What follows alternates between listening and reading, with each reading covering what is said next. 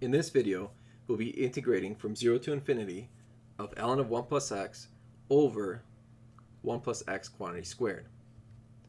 The first thing to notice about this integral is that there are two copies of 1 plus x. So we're going to let u equal 1 plus x, and du is going to be dx. My integral had limits for x equals 0 and x approaching infinity. So when x equals 0, u is going to equal 1. And when x approaches infinity, u is also going to approach infinity. So we can transform the integral from 1 to infinity, ln of u over u squared.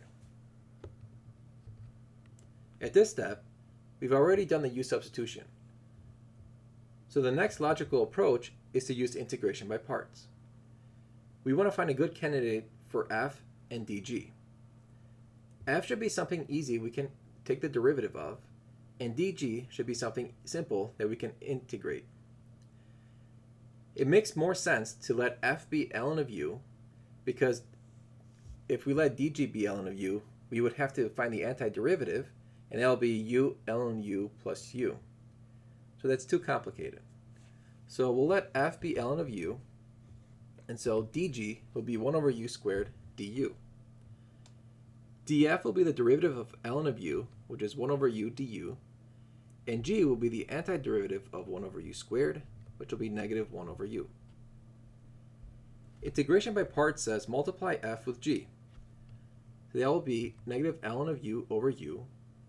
And because we're looking at the limits from 1 to infinity, we want to use a limit as b goes to infinity, because this is an improper integral.